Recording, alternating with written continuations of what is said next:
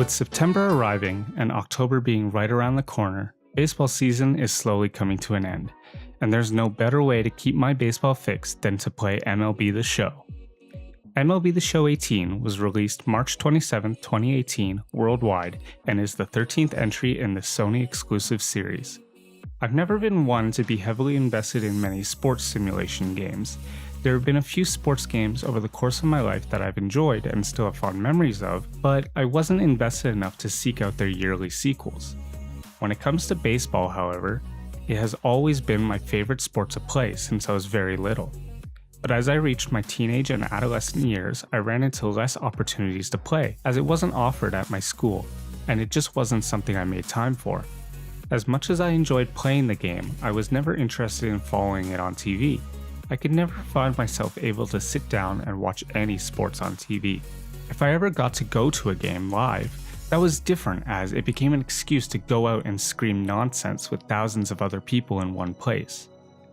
But then 2015 came around, and my local team, the Toronto Blue Jays, had a stellar year, which included not one, but two 11-game winning streaks, and a trip to the semifinals of the playoffs. It was difficult to do anything social that year without someone bringing up the Jays' success.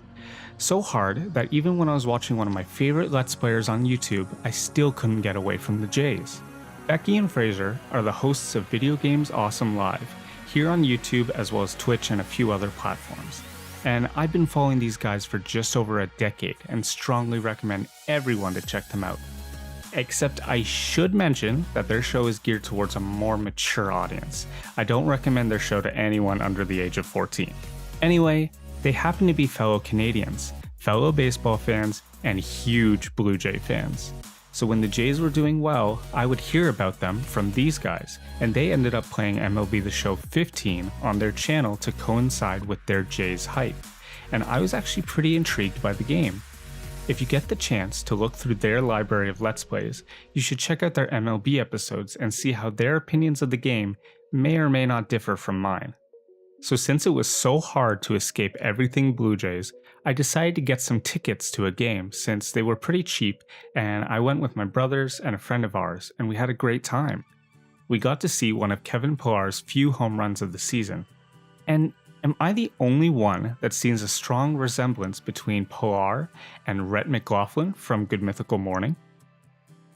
It would only be a few weeks after that game that I learned the Blue Jays made the playoffs for the first time in 20 years. This is when the bandwagon hype hit me like a brick. I was hooked. I watched all of the playoff games, some of which even out in the cold at Toronto City Hall.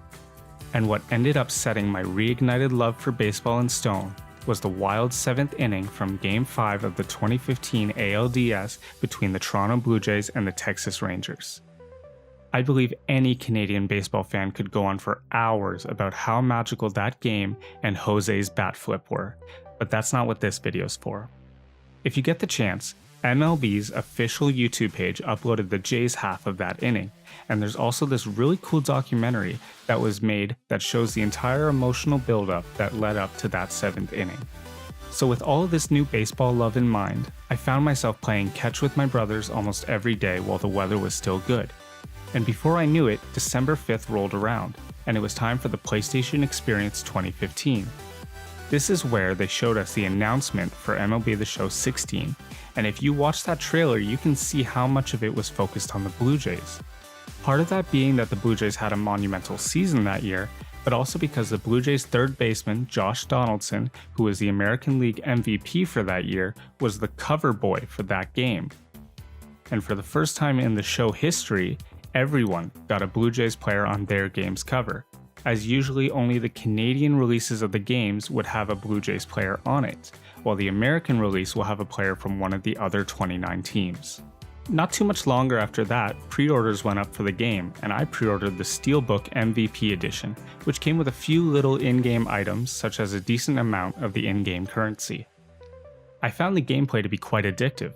There's a certain level of challenge and precision to the game's mechanics that make it super rewarding once you learn the ropes and start doing well. Something I've really come to enjoy about this series is the amount of dedication the developers put into tweaking the game's mechanics and physics each year to make the most realistic and entertaining simulation possible. Take Ramon Russell for example. He is the community manager for the show, as well as a game designer who is super active in gathering feedback from the players and addressing their concerns and issues personally. He has a great personality, which lends itself well to the promotional work and dev logs he does for the games, which includes leading their live streams where they announce game updates and new features. It's from one of these live updates where he and other team members announce a new feature for the Show 18 that I'm really looking forward to, which is the custom batting stance creator.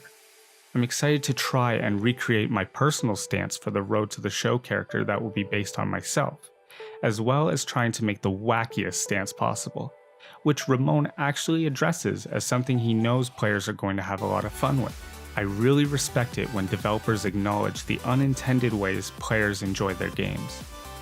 By the way, Road to the Show is the name of the single-player campaign featured in this game, and what I'll be focused on for my streams.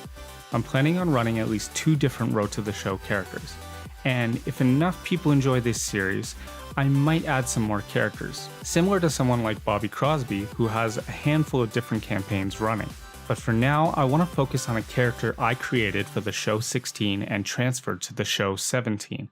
And then when I actually get around to purchasing the Show 18, I'll transfer him to that game and start a new character based on myself.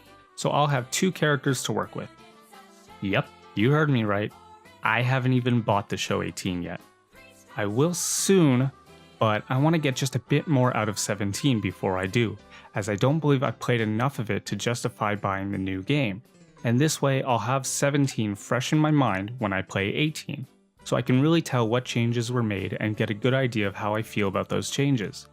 So in terms of when I'll be starting my streams, I'll be announcing them in future videos specifically made for the character I will be focusing on.